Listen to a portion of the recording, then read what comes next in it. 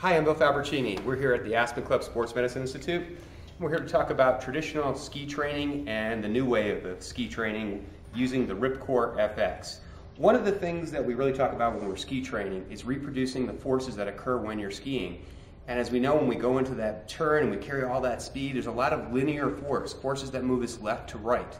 There's also what we call centrifugal forces, those rotational forces. If you've ever banked on your bike or a car at fast speed, you can feel those forces that are affecting your body. Those are the same forces that affect us with skiing. Now, what we can do really well with the RIP-COREFX is reproduce those forces, so we train the muscles the way they're used when they're skiing. So by the time you're on the slope, your muscles are firing at the same patterns they would be firing when you were skiing. So what exactly is the RIP-COREFX? RIP-COREFX is a portable training tool for sports performance or to enhance movement in everyday life. And it can reproduce a lot of those three-dimensional forces that occur on us when we move, particularly with sports. So it's very simple to use. You just hook it up. You have a little carabiner. You wrap it around something. In this case, it's a machine in the weight room. It could be a tree. It could be a door. We have a door harness hookup. It's got tubing at the end, and it's got a bar. Now, this bar allows us to create leverage. I can create a lot of force by simply keeping the bar away from my body, so I'm creating a lot of torque. I can reduce the torque simply by pushing my hand out to improve my moment arm, my moment of force. Basically, I can control the torque better. If I want more torque, I can either put it way out here or pull the bar further away. Now, this takes a lot of strength to control the rotational force that wants to turn me. And of course, I can make it harder simply by doing what? Taking a step out. Always to enhance the torque. The beauty as well is I don't have to always face forward. I can turn sideways and I can work on turning my body, working on rotational force. I can turn my back, face it, and I can work on my back muscles.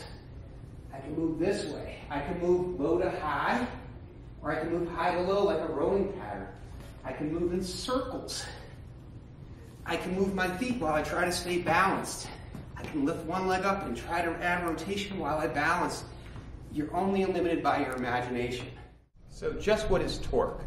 Torque is rotational forces. Forces that act us and cause our body to rotate, whether it's rotating this direction or rotating forward, rotating side bend wise. If you just watched what I did here, you can relate that to skiing. Everything we do in skiing, when we make our turns, when we hit bumps, even when we ski powder, there's rotational forces that are applied on our body. Those who can control those rotational forces best, ski best. Therefore, doesn't it make sense you want your training program to involve torque forces that you have to control? The beauty of three-dimensional training in the RIP-COREFX is, as soon as I pull this bar out with the tubing, there's a rotational force. I'm fighting it. It wants to twist me, just like when you ski and you hit a bump. It wants to turn you and put you on your back seat or rotate you, make you asymmetrical. If you can prepare yourself to fight these rotational forces while you're moving, you'll be better prepared to handle them when you're skiing. Let me give you an example of some of the three-dimensional forces that affect you when you're skiing and why the RIP-COREFX is such a great tool to reproduce those forces. Typically, obviously, when we ski, we know our instructors always tell us, get forward, balance. We don't want to be in the back seat because we're in the back seat. We can't control our skis, and we get in positions where our knees can roll in and create all types of injuries, such as ACLs, meniscus, etc.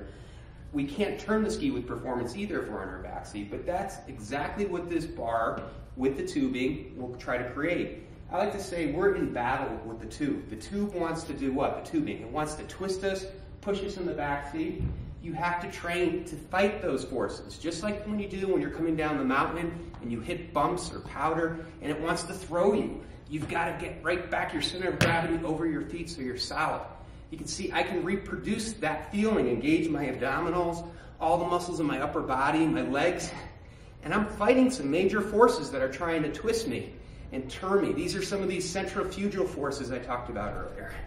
And I can go up and down, work on strength endurance, my heart rate, you can hear I'm breathing heavier. I can really get very specific to the forces that occur when I'm skiing.